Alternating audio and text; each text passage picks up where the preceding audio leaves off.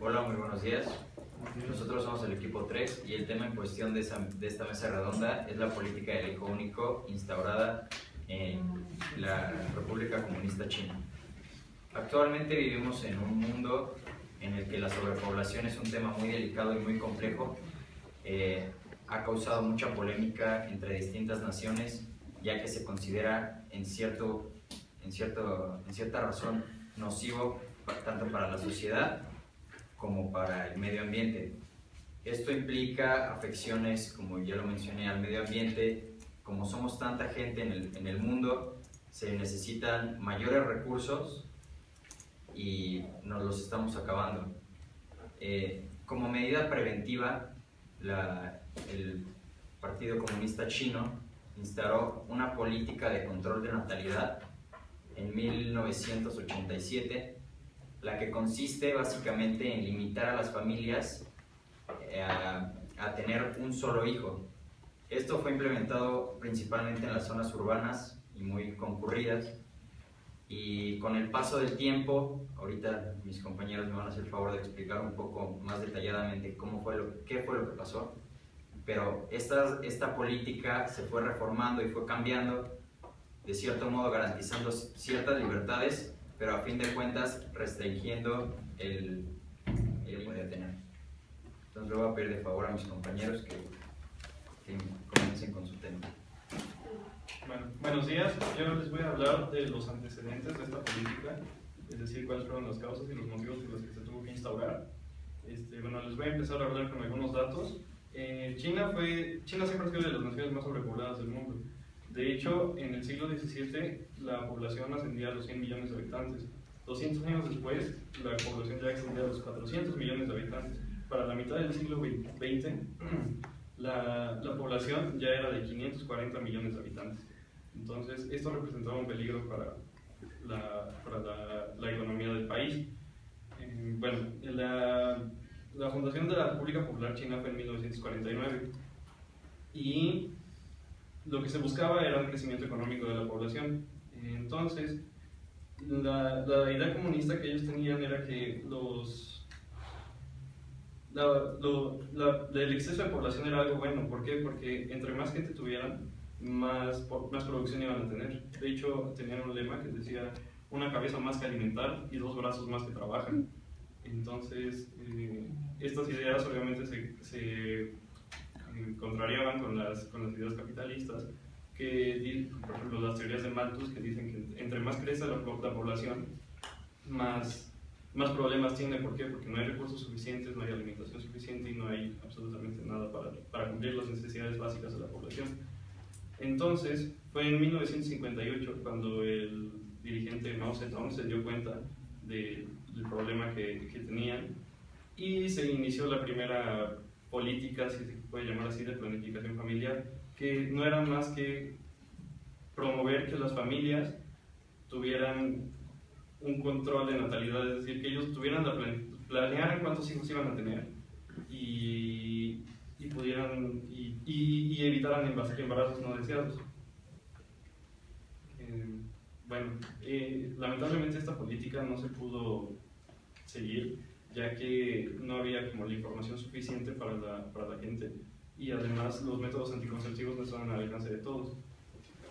Y básicamente en 1959 fue cuando se dejó de lado esta política y no se volvió a tomar en cuenta hasta que hubo la Gran Hambruna China, que no sé si han oído de eso, pero básicamente esto fue causado por la Revolución Cultural y el gran salto adelante, que básicamente era buscar que el comunismo fuera absoluto en ese país, es decir, que todo fuera compartido. Durante esta hambruna las cosechas no se dieron como se esperaba y provocó la muerte de entre 18 y 32 millones de chinos debido al hambre. Entonces fue cuando se empezó a poner la primera política de control de natalidad bien fija, que básicamente limitaba el número de hijos por pareja a 2 hijos en áreas urbanas y 4 en áreas rurales. Y básicamente se buscaba que se tuviera un control del crecimiento demográfico y no volviera a pasar lo de la Gran Hambruna en China. 10 millones de mujeres chinas son forzadas al aborto y a la esterilización población cada año. Como toda política tiene sus puntos a favor y en contra. Y en los puntos a favor encontramos que ha reducido la tasa de fertilidad de 2,69 en 1980 a 1,61 en el 2009. También se ha buscado erradicar la pobreza, ya que al tener un control de natalidad más fijo, es más fácil que no tengan que sufrir los ciudadanos por tener demasiadas bocas que alimentar, y al mismo tiempo ayuda a que no se produzca tanta contaminación. Por otro lado, estas políticas tienen una aceptación del 76% en la población china, pero también están los puntos en contra.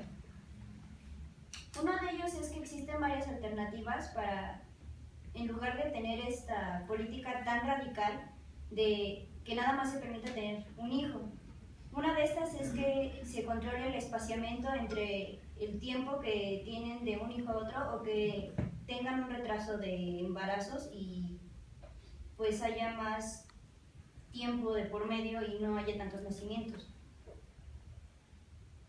Y también está la violación de los derechos humanos. Esto es que, un ejemplo de esto es que Shanxi fue forzada a abortar cuando ya estaba en el 7º mes de embarazo, aun cuando la ley estipula que los abortos están prohibidos cuando ya rebasan los 6 meses de embarazo. Por lo tanto, no se está aplicando la ley equitativamente. Y la proclamación de 1968 de la Conferencia Internacional de Derechos Humanos dice que los padres tienen el derecho humano básico de determinar libre y responsablemente el número y el espaciamiento de sus hijos. También existe una aplicación desigual, ya que varios políticos han violado esta política debido a que pagan las multas y pues ya no tienen otra obligación. Y esto es algo que el resto de la población pues ya no tiene. Otra de estas consecuencias es el turismo de la natalidad. Lo que hacen las mujeres chinas embarazadas es que van a otro país a tener hijos, y uno de los destinos preferidos era Hong Kong. Y esto básicamente forzó a Hong Kong a determinar un número fijo de nacimientos que tenían los hospitales destinados para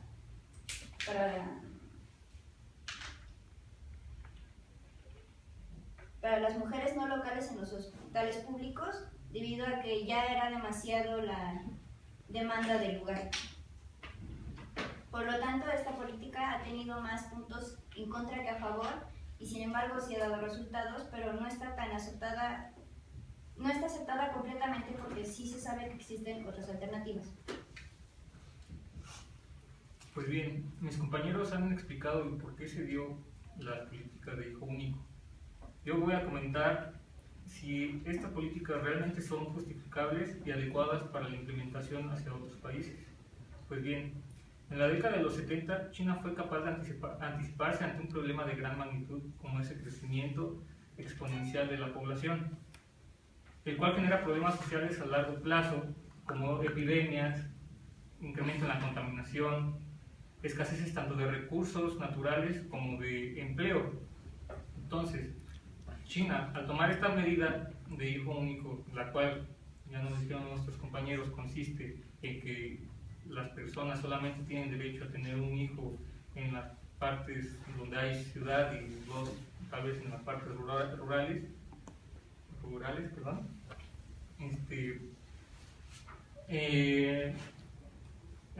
Perdón, fue en la década de los 80, me equivoqué,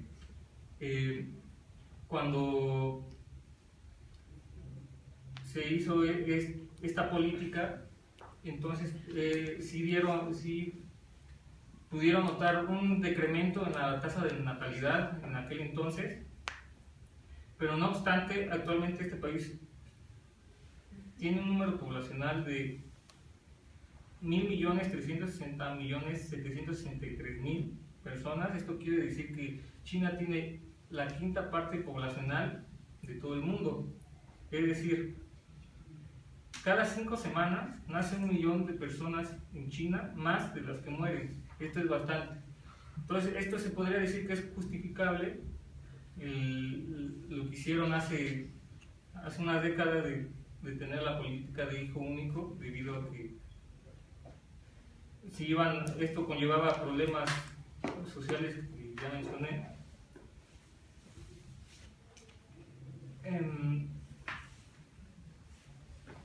Realmente sería una buena opción tomar esta medida hacia otros países, hacia otros países que tengan un problema demográfico. Desafortunadamente esta política también tiene sus partes negativas. Por ejemplo, analistas dicen o especulan que en una década o en 2 décadas China va a estar en graves problemas debido a que la mayoría de las personas o habitantes que están, la mayoría de estos habitantes van a estar en edad adulta, edad ya viejo, y esto puede repercutir a la calidad de vida de la sociedad, debido a que China es un país que se ha desenvolvido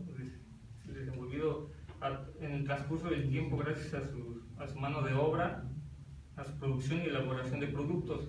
Entonces, si en un determinado momento la mayoría de sus personas o de su gente es vieja, entonces este país no va a poder continuar siendo un país desarrollado.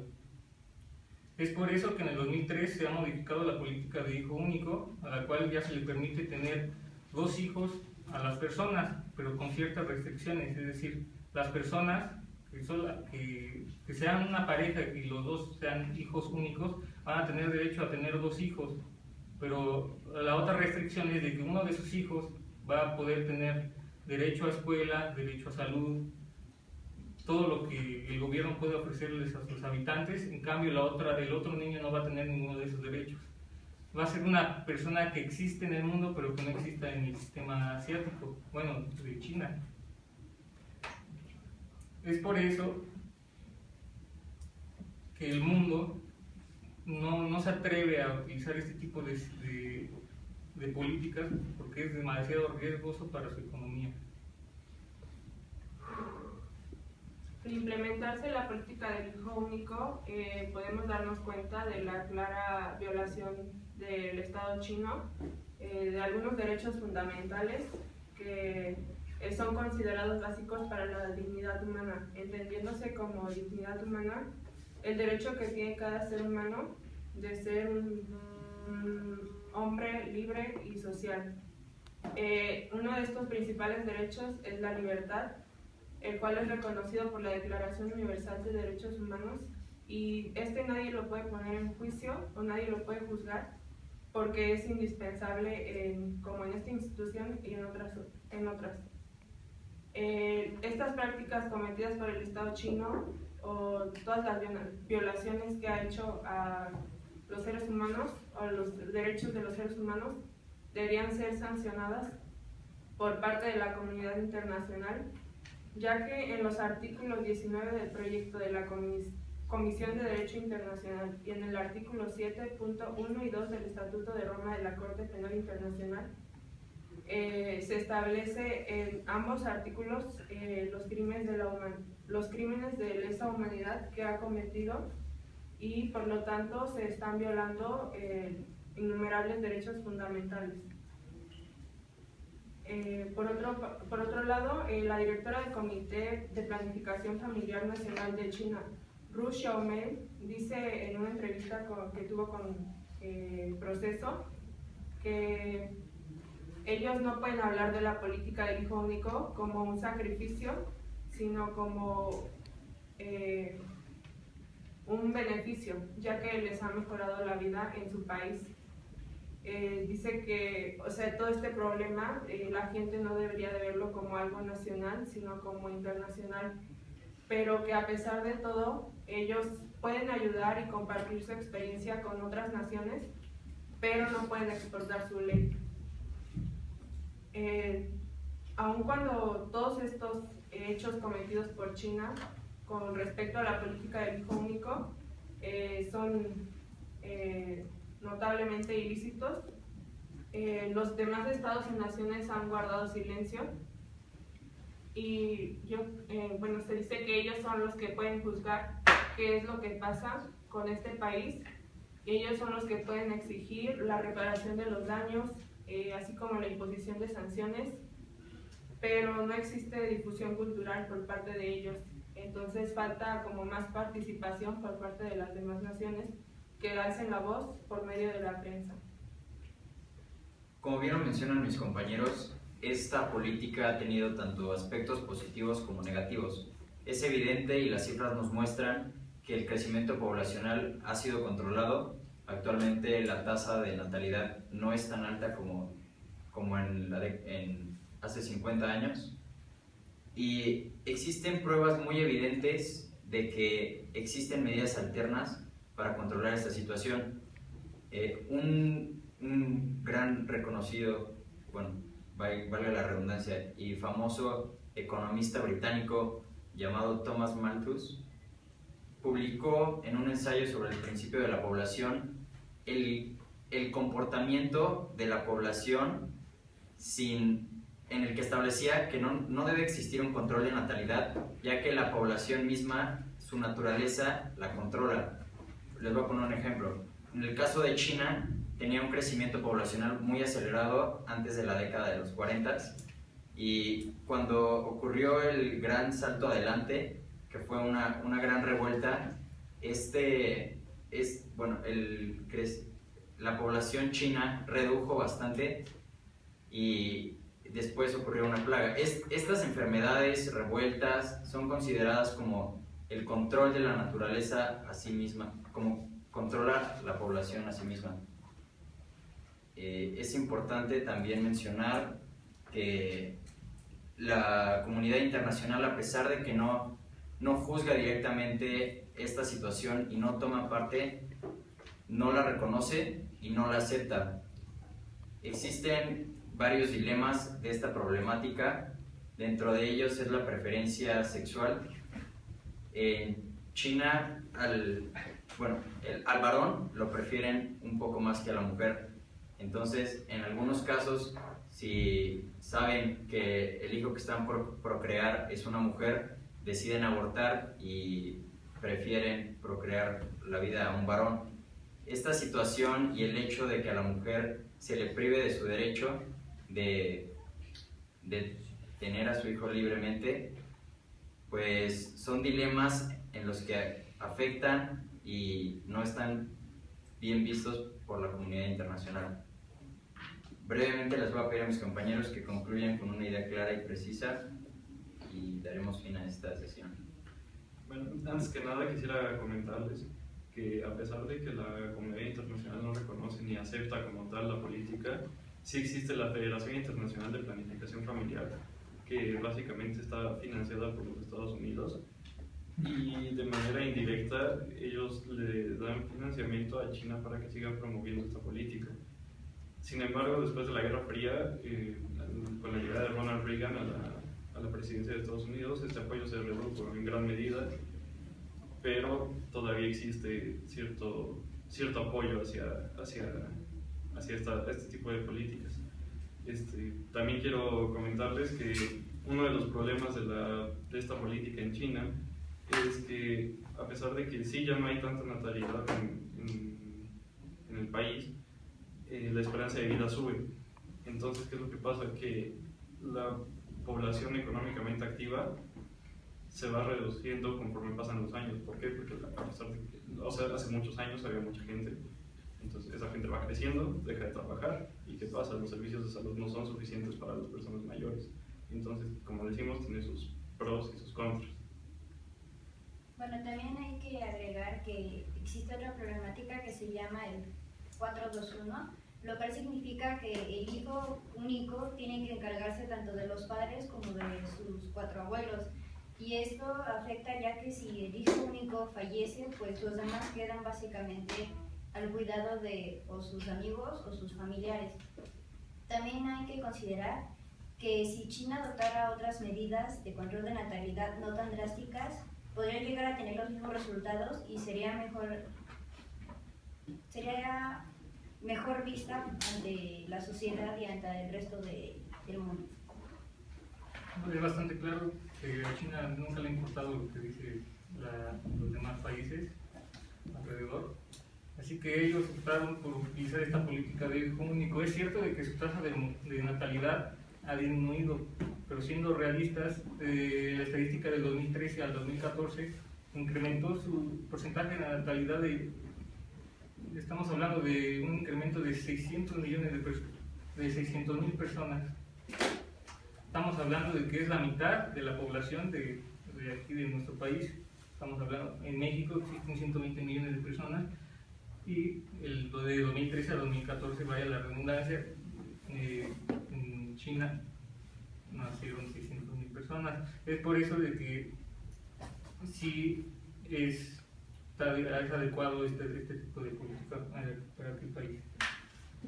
Hace 35 años entró en vigor esta política del hijo único en China, pero se puede decir que fue un beneficio para el mundo, ya que equilibró el crecimiento demográfico, pero 3 décadas después se ha convertido en un grave problema, ya que puede traer un colapso a la estructura económica y social de China. Bueno, con esto concluimos nuestra sesión. Muchas gracias por su atención y muchas gracias a mis compañeros por su ponencia.